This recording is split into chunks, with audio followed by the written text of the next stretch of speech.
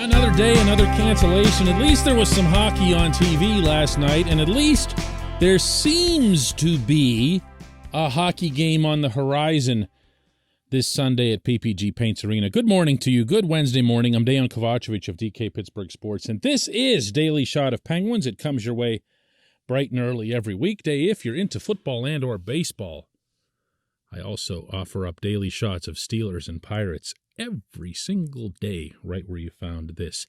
It will be, we think, Penguins versus Sharks, Sunday at 1:08 p.m. here in Pittsburgh. Game between two American teams, no need to cross a border, no shutdown, no limitation of the number of fans or anything like that.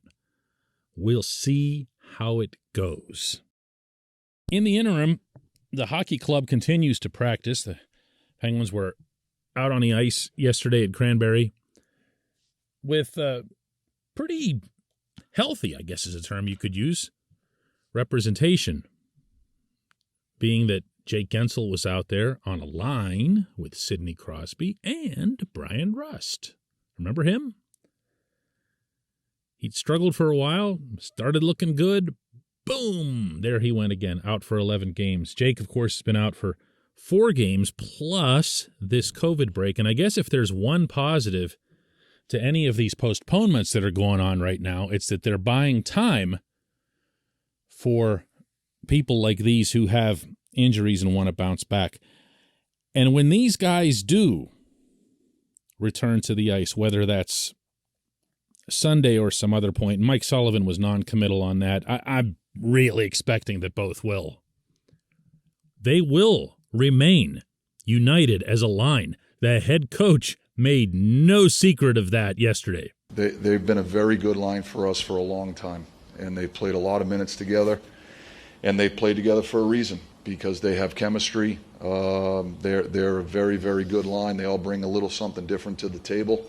But they're all very good players, and they've been such an impact line for us for so long. And that's what they're capable of. No problem here, no debate, no discussion really. They've been together for a long time. They've proven that they can do really, really good things, regardless of the system they're facing, regardless of the opponent they're facing. They find a way. They don't necessarily look like, on paper, the kind of line that would click against everyone, principally because of lacking some size and lacking, the big-time finishing / net front presence. But they get it done. It might not happen right away, as Jake suggested yesterday. We know we have chemistry together, and we know when we're all playing well that we can be a really good line in this league. So I think for us, we just got to get that back. But it will happen. It will. Again, no qualms with that here. I'd be crazy to have qualms with that. I don't even know what a qualm is, so I definitely don't have qualms. But if I might, I'd like to express at least one concern, and that's the fate of Evan Rodrigues. This portion of Daily Shot of Penguins is brought to you by the good people at the Greater Pittsburgh Community Food Bank, where they're committed to providing food for all of our neighbors in need across western Pennsylvania. They, in turn, need your help. Find out how $1 can be turned into 5 full meals for those in need. Visit pittsburghfoodbank.org.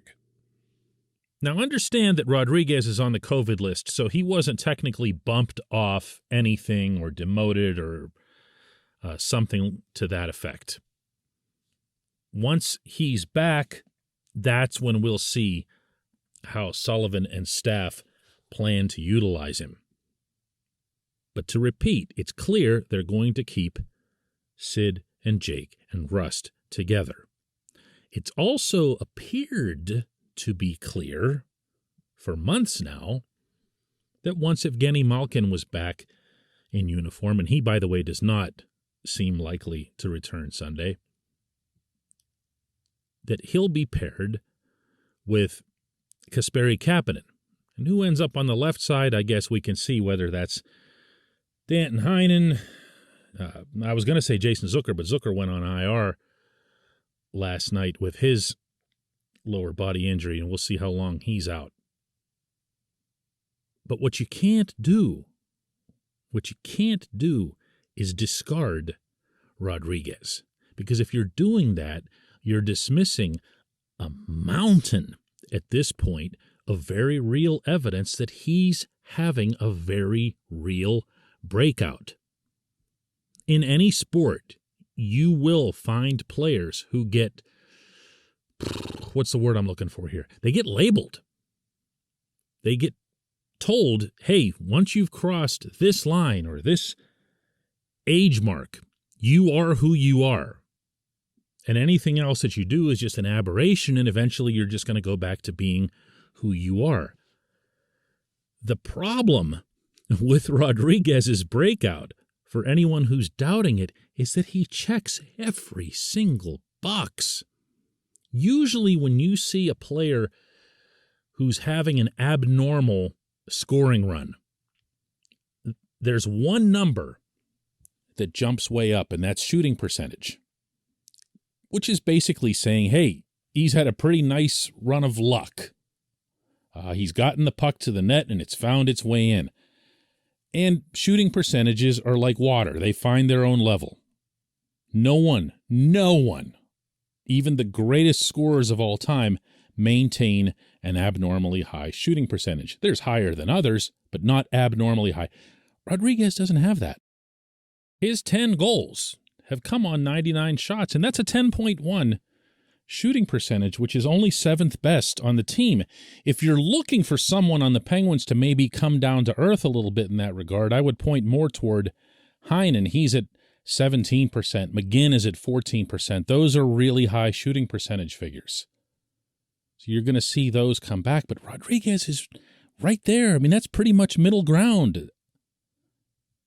And all of his other metrics, advanced or otherwise, point to his having become an outstanding, all-around 200-foot player who additionally is scoring goals at a reasonable rate relative to the rest of his performance. You do not put this player in a box, in a closet, and wait for the next time you need him. You don't minimize him. You find a way to make sure he's getting on the rink in every situation that he is currently. So maybe, just to throw this out there, one of the ways that you can mitigate this is, okay, you leave the Sid line alone, and you go ahead with your Gino and Kapanen thing, and because Gino is who he is, he would never be considered to be on a third line, right? Right. Okay. So you call that the second line. But in fact, the line that you would utilize more often, and for the foreseeable future, you would think that Gino's going to need a little bit of time and adjustment period anyway. You have Jeff Carter with Rodrigues and, whoever, Drew O'Connor, right? On that side, maybe it's Heinen, I don't know.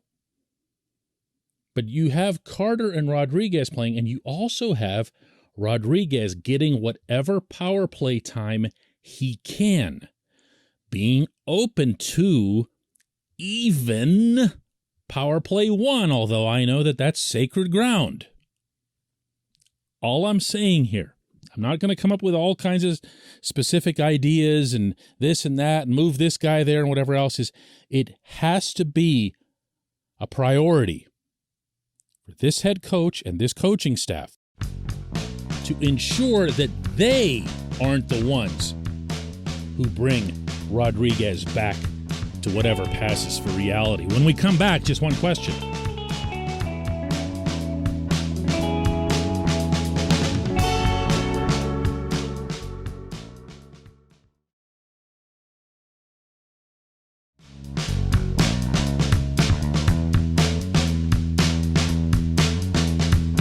Welcome back. It's time for Just One Question. That's brought to you always on this program by Fubo TV. The monthly cost of cable is over $200. Fubo TV is $65 a month to watch all the same channels, including AT&T Sportsnet Pittsburgh. And right now, Fubo TV is offering our listeners of this show a 7-day free trial and 15% off your first month. Just go to FuboTV.com/DK. FuboTV.com/DK. And today's J1Q comes from Jeremy, who asks, any chance the Penguins trade one of Rodrigues or Heinen by the deadline, given that they're both due for somewhat large pay increases at the end of the season? Yeah, they are. They are. Good for them.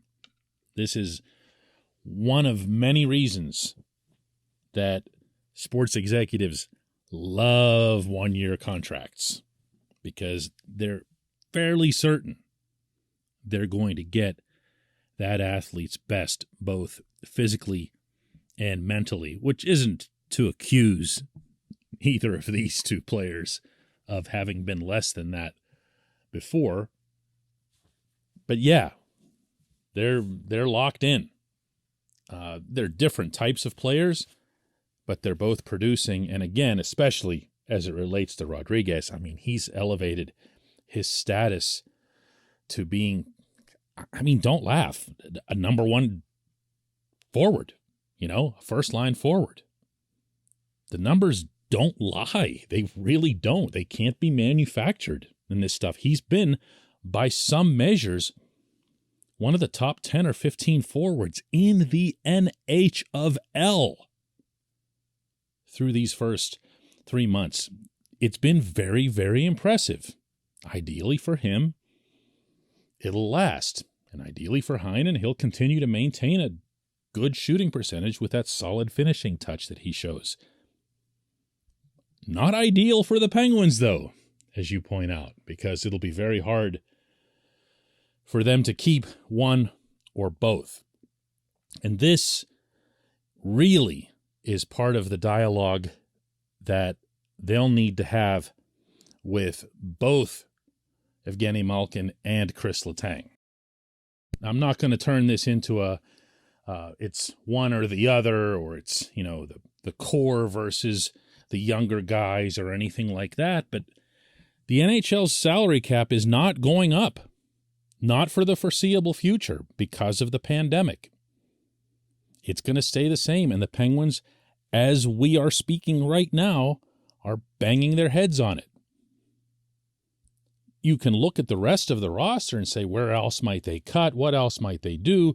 We can revisit the whole dialogue about trading Marcus Pettersson and using P.O. Joseph instead, because P.O. would cost a quarter of what Marcus does. You could look at moving Brian Dumoulin. That's $4 million. You could also look at Jeff Carter's future and say, all right, he's 36 years old. Who knows if he's even going to want to continue playing? That's another $3. There's a lot of different moving parts that'll have to be addressed. And also, there's a lot of season left between now and the playoffs. And there's a lot of time for Ron Hextall and Brian Burke to look over the entire situation, see who else might rise up, who might make someone else expendable. Let's say, for example, if Drew Connor rises up, who else could be deemed someone that you could move? And don't say Jason Zucker. Nobody's taking his $6 million contract. You're just stuck with it. But maybe you move a Kasperi Kapanen or someone like that. I'm just throwing a bunch of names against the wall right now to let you know that it's not just a Gino and Tanger thing. I can say this, though, with certainty. If Rodrigues continues to be this type of player, you make him the priority. You find ways to deal with the other situations separately, but you make him the priority. Whether or not you do it in season doesn't matter. Whether or not Rodrigues feels some kind of special attachment to the franchise because they're the ones that gave him his chance to make his breakout, all of that's down the road. I don't think any of it will happen in season.